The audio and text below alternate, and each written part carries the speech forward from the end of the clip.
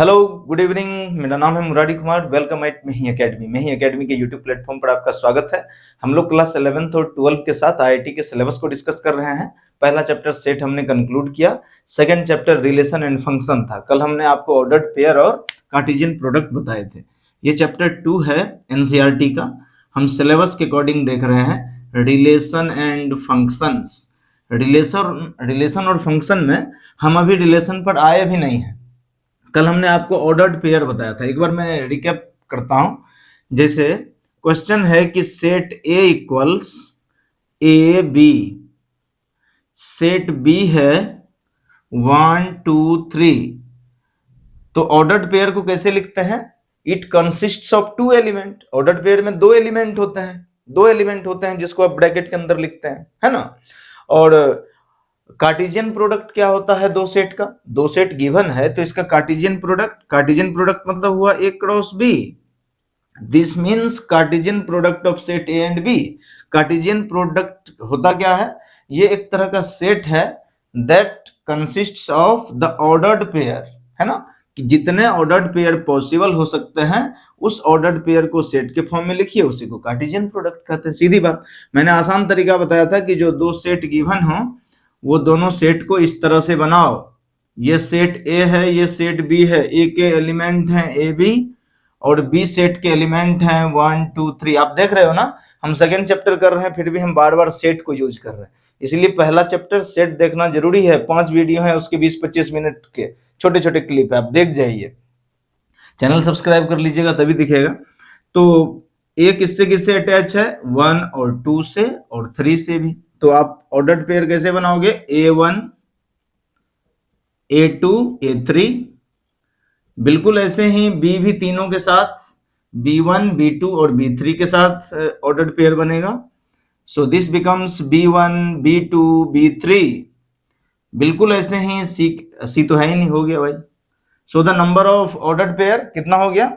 इस Cartesian product A B के ordered pair कितने हो गए? 1 2 3 4 5 6 6। मैंने ऐसे भी बताया था number of Cartesian product, number of ordered pair of Cartesian product कितना? इसमें कितने एलिमेंट हैं? 2। इसमें कितने हैं? 3। तो 2 3 6। आपको ऐसे भी दिख रहा है ये 6 है। तो कार्टेशियन प्रोडक्ट बेसिकली हमको निकालना था। ये आपने देख लिया कि कार्टेशियन प्रोडक्ट ऑर्डर्ड पेयर का सेट होता है, ठीक है। अब हम रिलेशन पर आ जाते हैं। जो हमारा टॉपिक है ये तो जस्ट बेसिक्स था। चूंकि हम बार बार इसको यूज करेंगे इसलिए मैंने आपको थोड़ा हिंट कर दिया। चलिए लिखिए, व्हाट इज रिलेशन। रिलेशन क्या होते हैं? रिश्ते क्या होते हैं भाई? जैसे मेरे और आपके बीच में क्या रिलेशन है? टीचर स्टूडेंट है हम लोग, दोस्त हो सकते हैं, भाई हो सकते हैं, पापा मम्मी हो सकते हैं। तो इस तरह से तो जैसे डेली लाइफ में जो रिलेशन है वही नंबर्स के बीच में क्या रिलेशन हो सकते हैं, है ना। तो मैंने बार बार बोला है कि रिलेशन दो सेट के बीच। मैथमेटिक्स में कैसे दिखाएंगे भाई? भाई बहन थोड़ा दिखाएंगे, दिखा भी सकते हैं क्वेश्चन बनाने के लिए, क्वेश्चन आएगा भी, लेकिन यहाँ पर हम सेट के फॉर्म में देखेंगे। तो सबसे पहले आप डेफिनेशन लिख लीजिए कि late A and B are two non-empty sets। A और B दो नॉन एम्प्टी सेट है, खाली नहीं है ये, है ना। Then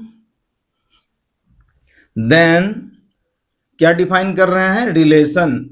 then the relation between then the relation from set A to B is the subset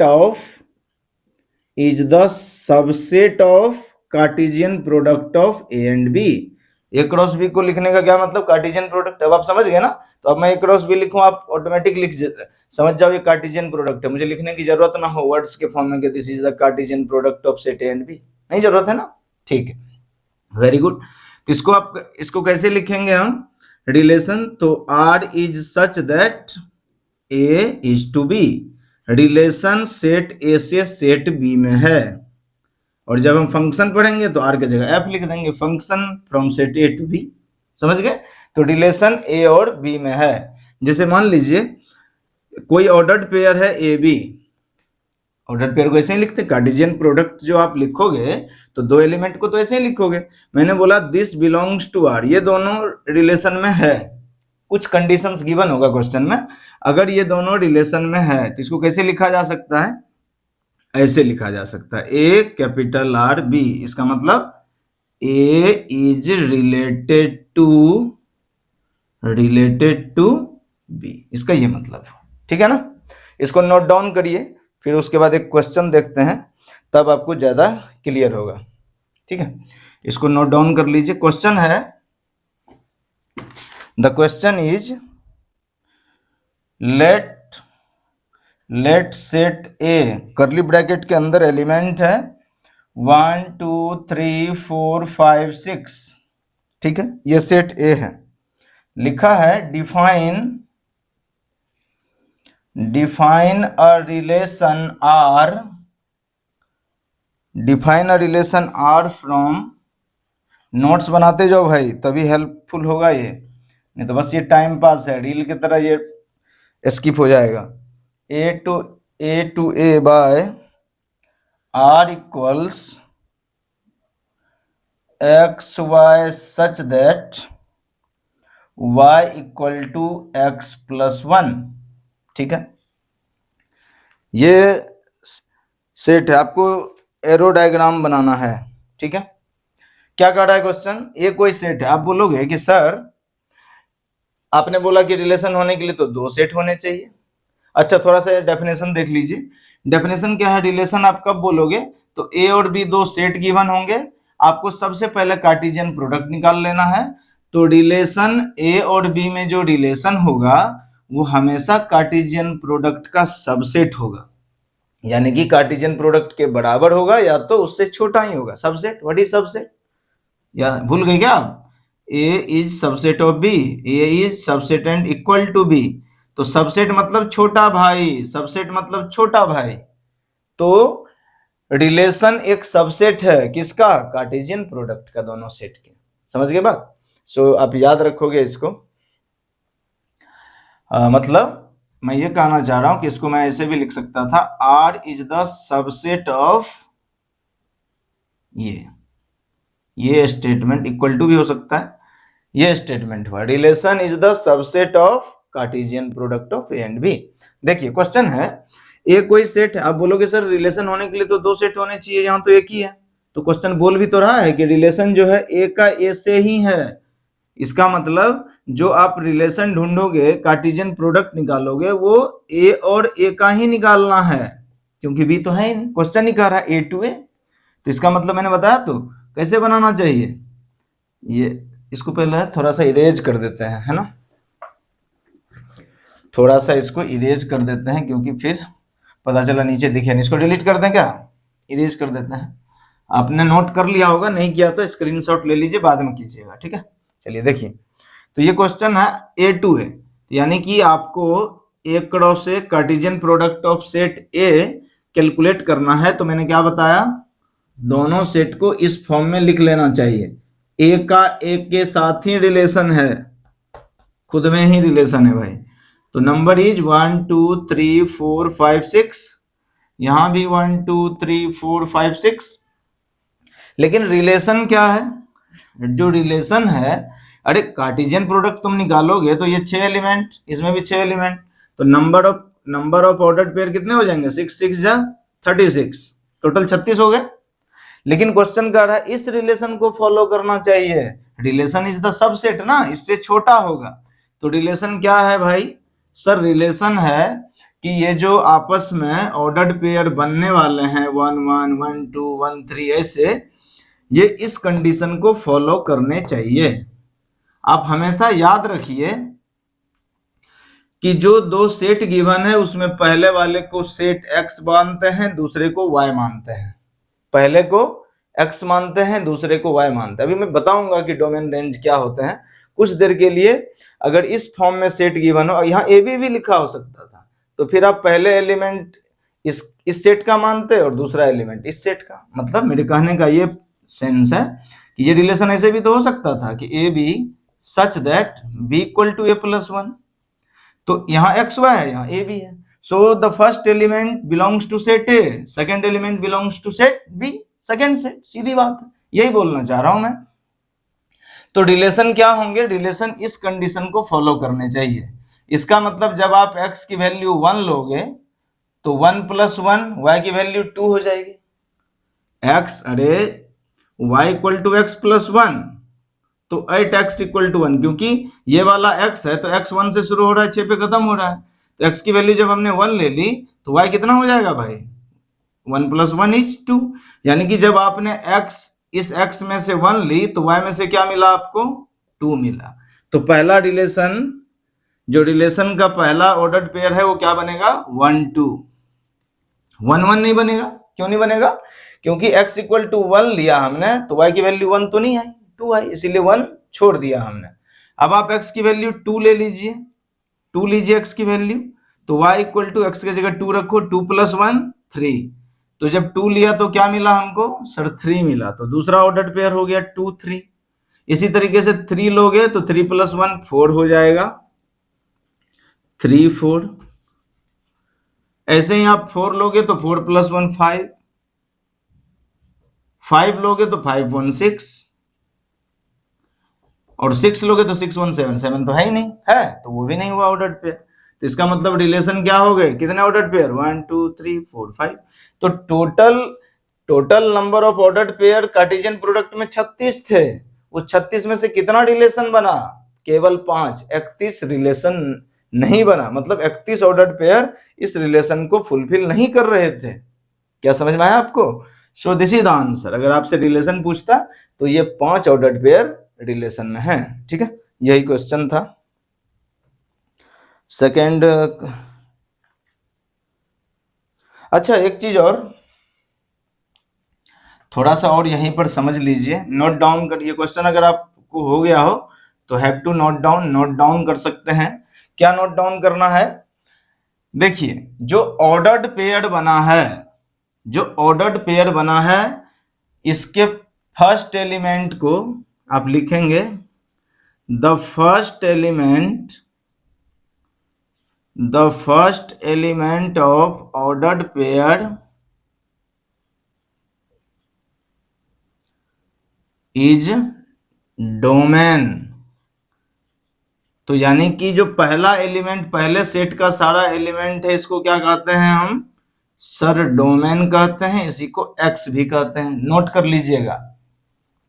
and the second and all first element of ordered pair is domain, and all second element that is associated with set A is range,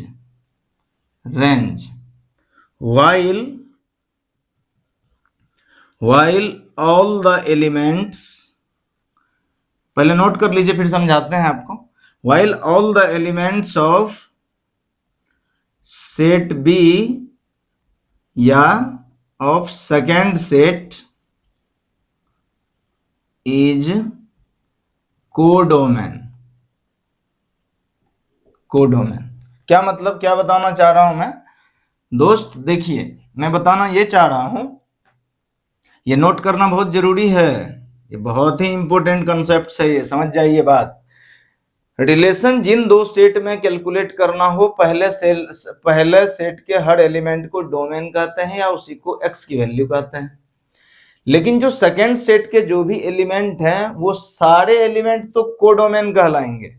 यानी कि अगर मैं इस question में domain पूछ लेता आपसे तो आप बोलते सर डोमेन 1 2 3 4 5 6 है, domain is the element of first set, domain is the first element of ordered pair, ठीक है, ये सारा डोमेन हो गया। कोडोमेन, रेंज क्या होता है दोस्त, रेंज होता है, आप बोलोगे सेकेंड सेट के एलिमेंट, नहीं, सेकेंड सेट का वो एलिमेंट जो किसी न किसी से अटैच है, एसोसिएट है, जुड़ा हुआ है। क्या 1 जुड़ा हुआ है किसी से, नहीं, तो इसका मतलब ये रेंज नहीं हुआ। रेंज मतलब जो सेकंड सेट की वो वैल्यू जो अटैच है, तो कौन कौन एसोसिएट है, 2 3 4 5 6, so this is range. Codomain क्या होता है, तो जैसे आप फर्स्ट सेट के हर एलिमेंट को डोमेन बोलते हैं, उसी तरीके से सेकंड सेट के हर एलिमेंट को कोडोमेन कहते हैं। तो कोडोमेन भी हो गया 1 2 3 4 5 6, 1 2 3 4 5 6। समझ गए, अब समझ गए। अच्छा एक चीज और बताइए कि डोमेन रेंज और कोडोमेन में बड़ा कौन होगा, हमेशा कोडोमेन बड़ा होगा, क्योंकि कोडोमेन तो सेकंड सेट के हर एलिमेंट को कहेंगे, सारे एलिमेंट होंगे। लेकिन रेंज तो इसमें से कुछ ही वैल्यू होगी जो इससे एसोसिएट होगा, वन तो नहीं एसोसिएट है। इसका मतलब आप कह सकते हैं कि range is the subset of codomain. आप कह सकते हैं कि रेंज हमेशा छोटा भाई होगा कोडोमेन का, कह सकते हैं ना। देखिए रेंज 2 3 4 5 6 है, कोडोमेन का छोटा भाई है। Range is the subset of codomain ना, ये छोटा है ये बड़ा है, इसके सारे एलिमेंट इसमें है, इसमें 1 है लेकिन उसमें नहीं, ये छोटा है ये बड़ा। So this is the subset. Subset मतलब छोटा भाई सेट का। क्या समझ में आया, अब समझ में आया होगा आपको। पहला एलिमेंट, पहले सेट का एलिमेंट डोमेन, वही x की वैल्यू है। सेकंड सेट के वो एलिमेंट जो अटैच है, रे डायग्राम बना रहा है, वो रेंज है। और सारे एलिमेंट अगर ले लें हम सेट बी का, सेकंड सेट का, वो कोडोमेन है। चलिए ठीक है, ज्यादा लंबा वीडियो तो नहीं ना हुआ भाई, क्योंकि बड़ा नहीं होना चाहिए, ठीक है। चलिए क्वेश्चन कर लें क्या कुछ।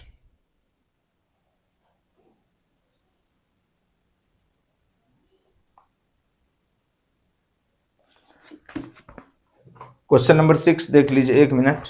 Domain range codomain of relation R defined by this. NCERT का क्वेश्चन नंबर 6 है, एक्सरसाइज 2.2 का, आप चेक कर लीजिएगा। ये क्वेश्चन आपको आरडी शर्मा, आरएस अग्रवाल में भी मिल जाएगा, ठीक है। बहुत ही ठीक क्वेश्चन है ये। मैंने क्या बताया, रिलेशन क्या होते हैं, relation is the subset of Cartesian product of two set. पहला सेट x मान लेते हैं, दूसरे को y मान लेते हैं। ये x की वैल्यू हो गई और ये y, इसका मतलब y equal to x plus 5। तो x की वैल्यू तो हमको दे रखी है 0 1 2 3 4 5, और y हमको कैलकुलेट करना है। यानी कि जब x की वैल्यू, आपको रिलेशन बताना है basically, find the relation, find the ordered pair that is related to this conditions. इस शर्त को पूरा करता हुआ रिलेशन बताना है। देखिए आप समझ गए ना, x मल्टीप्लाई y, इसको क्या बोलते हैं, Cartesian product of set x and y। आया समझ में, ये ऑर्डर्ड पेयर होता है। आपको बताया तो है कि कार्टेशियन प्रोडक्ट क्या होते हैं, बेसिकली ऑर्डर्ड पेयर होते हैं। ऑर्डर्ड पेयर में रिलेशन कौन होगा, जो इसको सेटिस्फाई करे। तो x की मिनिमम वैल्यू 0 है, तो x की वैल्यू जब आपने 0 ले ली तो y कितना, y की वैल्यू x प्लस 5 है ना भाई, तो 0 प्लस 5 यानी कि 5। तो जब आपने 0 ली तो y में कितना आया, 5। इसी तरह जब आप x की वैल्यू 1 लोगे, x की वैल्यू आपने 1 ली, तो y कितना, x प्लस 5 यानी कि 1 प्लस 5 यानी कि 6, 1 ली तो 6।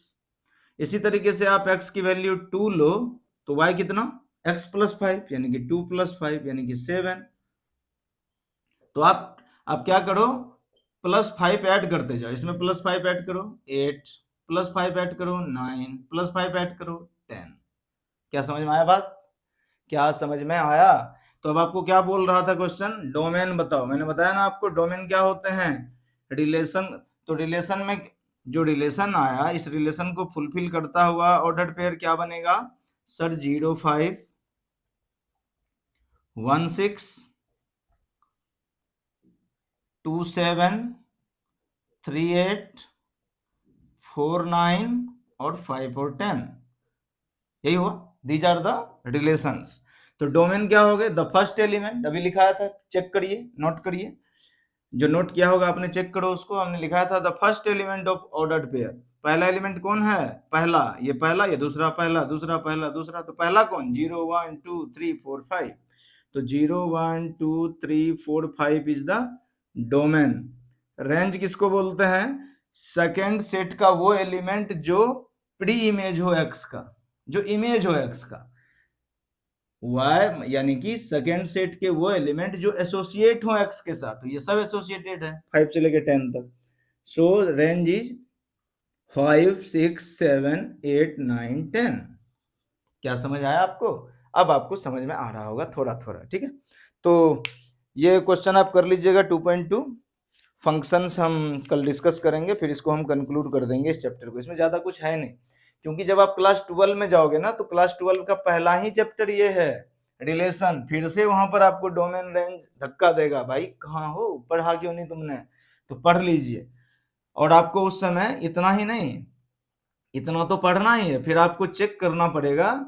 अभी अभी सेंट्रल गवर्नमेंट द्वारा जीएसटी लागू हुआ था 2017 में। जीएसटी टैक्स देते हैं ना, आप कुछ भी परचेज करते हो तो जीएसटी लगता है उस पर। मोबाइल फोन परचेज करोगे तो जीएसटी लगा, मैंने ये माइक परचेज किया जीएसटी लगा है, चश्मा खरीदेंगे उस पर जीएसटी लगेगा। तो जीएसटी इज अ टैक्स। तो रिलेशन में क्या याद रखते हैं, आरएसटी, वहां जीएसटी, यहाँ पर आरएसटी। रिफ्लेक्सिव, सिमेट्रिक, ट्रांजिटिव, ये सब रिलेशन आपको चेक करना है क्लास 12 में। तो रिलेशन अभी इसे पढ़ के जाइए। तो एक्सरसाइज 2.2 को सॉल्व कर लीजिएगा पूरा, फिर हम 2.3 यानी कि फंक्शन को देखेंगे, ठीक है। थैंक यू सो मच, अपने दोस्तों को भी शेयर कर दीजिए।